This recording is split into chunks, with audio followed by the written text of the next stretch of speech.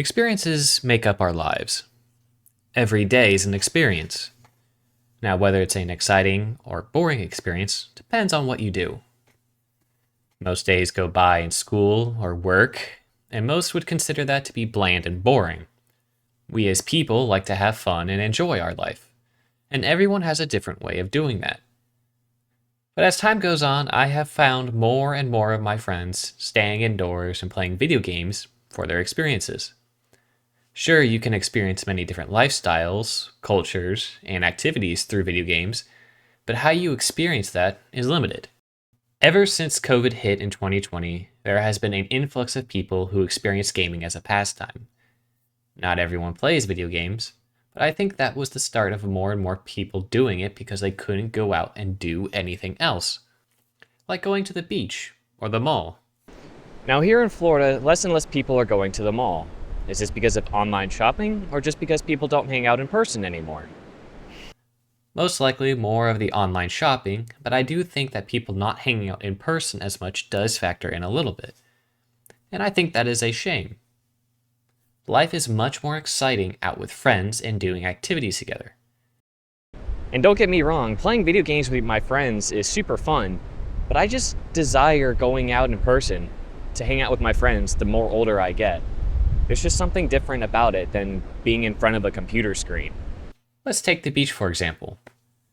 Most video games nowadays have summertime events that is either centered around the beach or hot summertime with squirt guns, water balloons, and all the fun that comes along with it.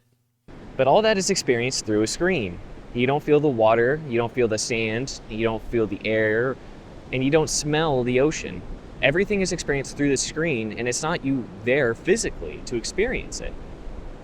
It's not the same, and nothing that you can do behind the screen will change that fact. Now, here at the beach, if you were to come with friends, you get to experience that all together. You can dunk your best friend in the water, you can toss a frisbee around, or even eat lunch together. Everything here that happens together in person. In a lot of cases, these are very similar activities, but why do I enjoy doing it with my friends more in person? Well, it's because I'm using my senses instead of my imagination. I'm the one who's actually going around and throwing and catching a frisbee. I'm the one who's actually in the water splashing around, dunking my best friend. And there's nothing that any game can do to replicate that. Not even VR. VR does not replicate the sensation of touch or feeling or smell that you experience by actually being here in person and doing these activities. We have gotten so used to being behind a computer screen for gaming or for work and for school that we've forgotten how special it is to actually go out into the world and have some fun out in the sun. And even if you don't come here for fun, you can come here to relax by yourself. I am well aware that there are those of you out there that are not very social, but it's still important for you to get out as well and experience nature, breathe fresh air, and just relax. Going back to the beach, let's just take a second and listen to the beach and really enjoy it.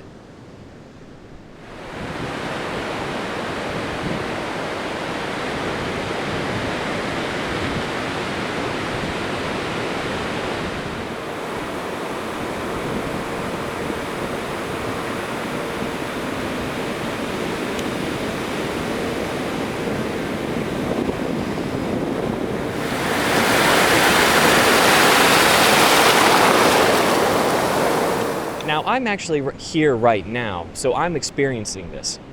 But you behind the screen and watching this video, you're not experiencing this. And there's nothing that I can do to make you experience this like I'm experiencing this. There's no amount of editing or sound design or video magic that I can do to make you feel the sand that's beneath my feet, or to hear the ocean like I'm hearing the ocean right now, or to feel the wind that's on my skin. Nothing that I do is going to be able to make it feel like you're actually here with me experiencing this. It doesn't have to be a beach in order for you to enjoy it. Almost anywhere you can find that is quiet and outdoors can do.